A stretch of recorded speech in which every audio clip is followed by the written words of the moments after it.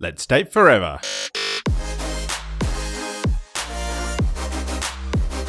Here's your weekly dose of relationship fuel with Sammi and Nathan Jaeger. Hello and welcome to Date Forever.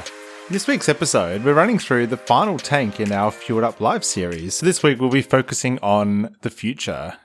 But before we jump into that, Sammi, what's been fueling you up this week? I have a bit of a funny fuel up this week because it's a bit of it came from a not great situation.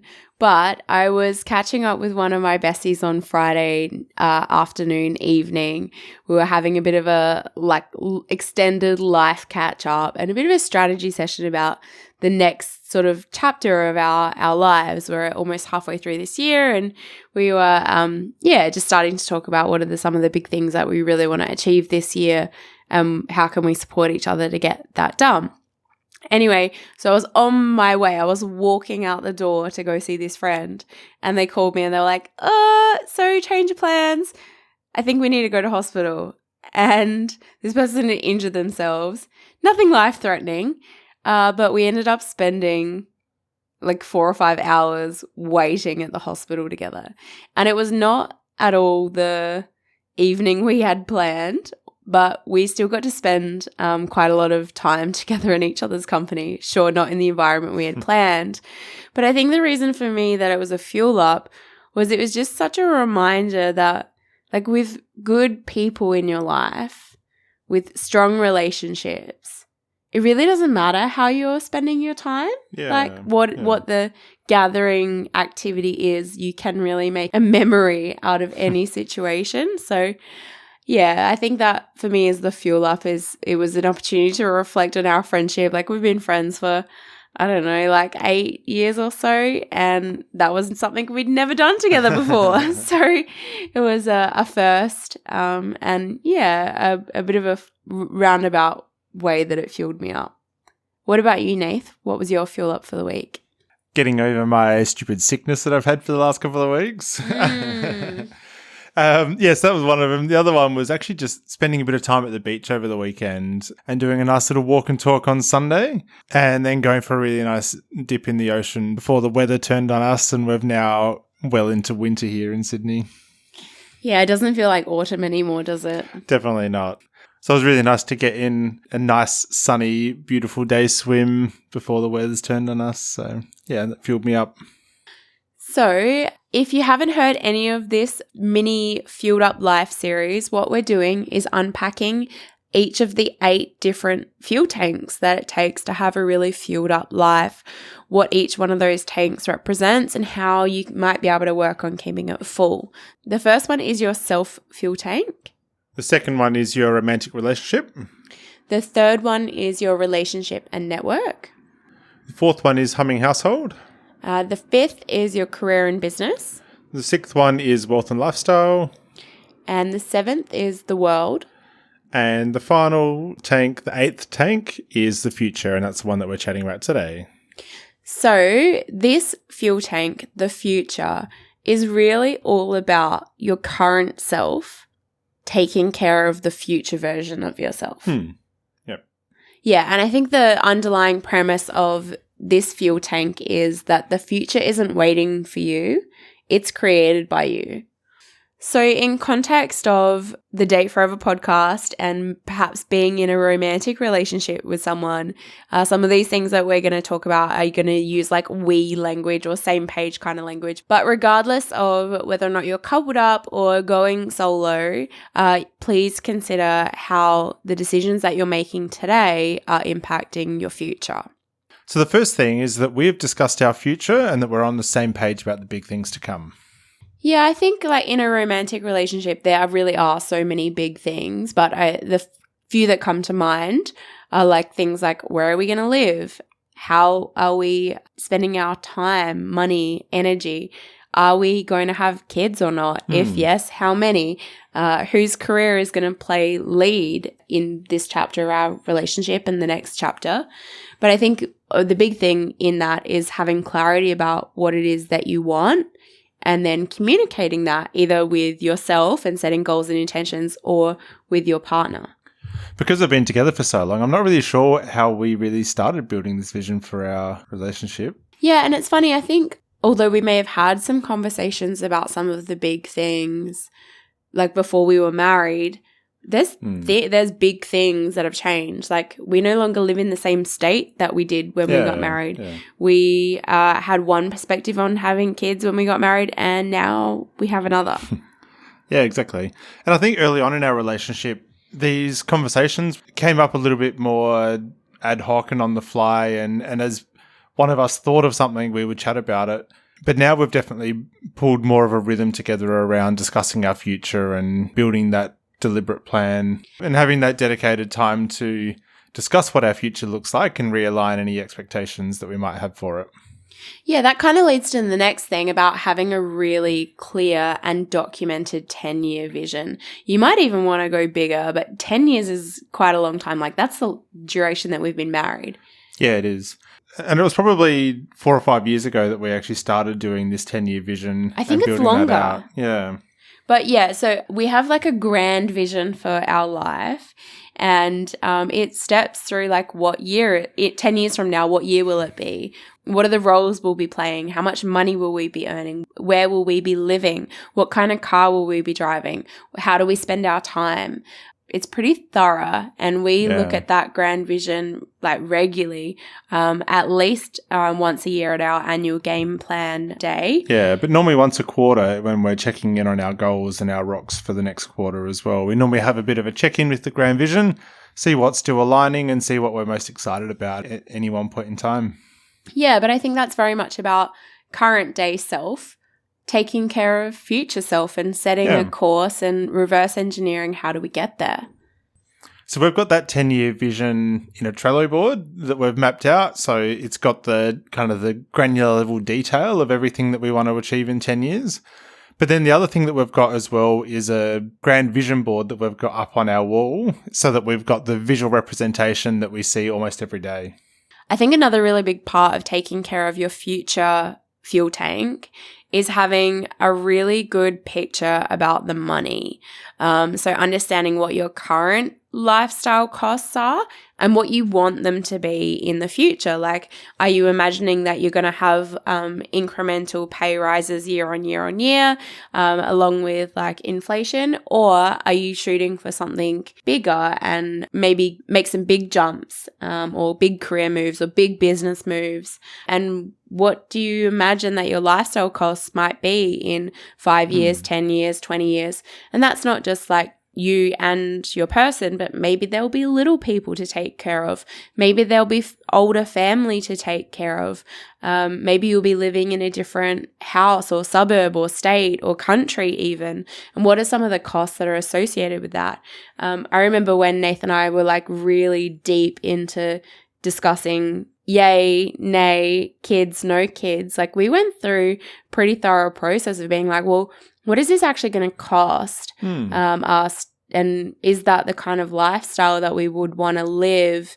And if not, what would we need to be doing differently? Like, what income would we need to be generating to provide like the education that we would want for our kids, or the travel or experiences or extracurricular activities and things.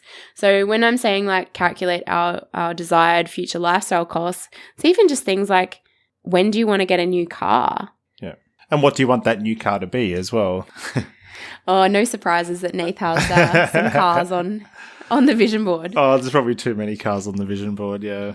So I think the next thing in terms of taking care of your future tank is, one, knowing where you are right now, and then knowing where you want to be in the future and what the gap is to get yourself there.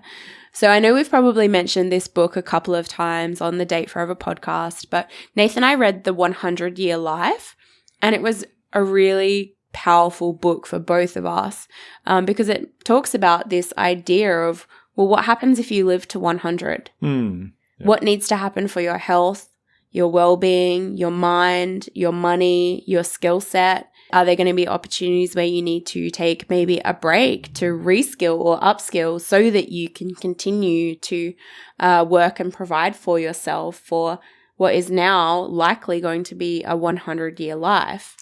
Yeah, and this book didn't talk just about the practical and tactical, but also about your fulfillment in life as well. So So maybe you're in a career that you've been in for the last 10 years or something, and it's really not exciting you. So maybe there's an opportunity in the future to pivot and to reskill and to really get some of that fulfillment out of your life as well.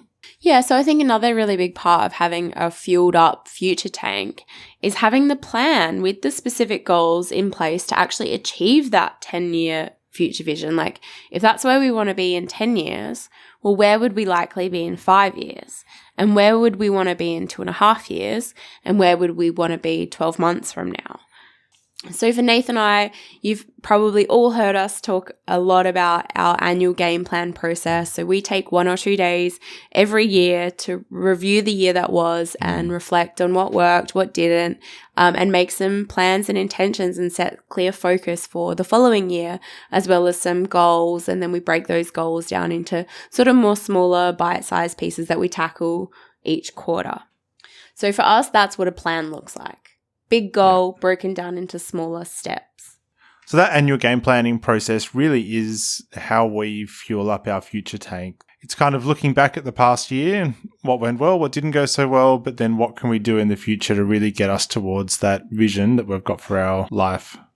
Yeah, if you want to hear more about that agenda, we've done a podcast episode specifically on the annual game plan, the process that we go through, all of the questions. So go through and listen to that episode if you're interested.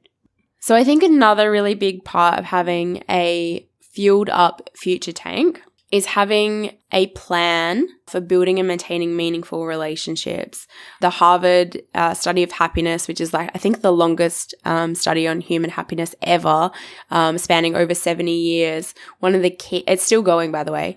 One of the key findings and takeaways was that people's relationships, not just romantic, but with friends, with family, with peers, was one of the greatest indicators of happiness. Not wealth, not fame, not success, but the quality of your relationships. And I think it's normal to go through chapters where those relationships are really high priority and then maybe they fall down in other chapters. But I think it's about looking at it like on the long term.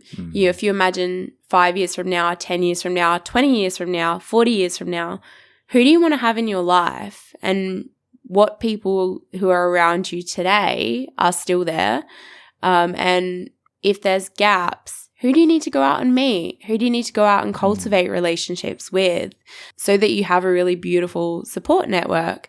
I think when we think about it like day to day or week to week, it's really easy to be like, oh yeah, I was meant to call that person. Oh yeah, I was meant to reach out to that person. Oh yeah, I was meant to lock in that coffee date. All of a sudden it's been 6 months, 12 months since you actually really meaningfully connected.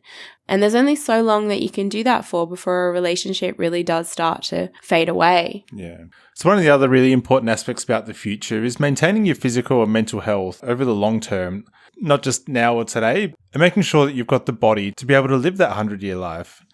It's funny that you say that because a couple of weeks ago I had like health week. Yeah, you did. I had like my GP checkup. I had my eyes checked. I had my teeth checked. I had some other body work kind of stuff done. Yeah. Saw the chiro. And I think all of those things, those appointments are annoying. Like, let's be honest. There are annoying things that sometimes you would just rather deprioritize, especially if there's not actually something wrong. Yeah. There's nothing in pain. Nothing's broken. But being really proactive about our health is just so important, and it really is taking care of not only your like self tank right here and now in the moment, but also your future. That silly little saying like a stitch in time saves 9, but it's true, isn't it? Yeah, definitely. And Tony Robbins talks about this as well, that his number one core value is health and vitality, because it really is this body that brings you through life. And so looking after that is really priority number one. Yeah, I think for me over the last few years, this has crept further and further up the list in terms of things that I'm willing to invest in, spend time, money and energy on. Even just things like the right shoes. I walk a lot. 14,000 plus steps a day is is my average that I'm tracking for 2023. Like that's quite a lot of steps. Like I want to be doing that in shoes that are good for me. So those are things that I'm like now more willing to invest in. And things like I really wanted an Apple Watch and it felt a bit gimmicky and a bit like gadgety. But I am so grateful that I made that investment because I know that it has impacted how much I'm moving my body. Oh, absolutely. And it's that kind of thing, like what you measure, you're able to improve. So yeah, I think I've had a real shift in this, in my willingness to invest in future Sammi more than ever before. You know, I'd see a chiropractor like once a month, and that has been such a game changer for me over the last 2 years or so. Like things like I don't get anywhere near as many migraines as I used to get. I'm back running, which I couldn't do before. But yeah, all of those things that I feel are investments in current Sammi, but also gifts to future Sammi. Yeah, for sure. So we kind of touched on finances a little bit before while we were talking about crunching your future lifestyle numbers. But another thing that's really important is to set yourself up for financial freedom or retirement in the future.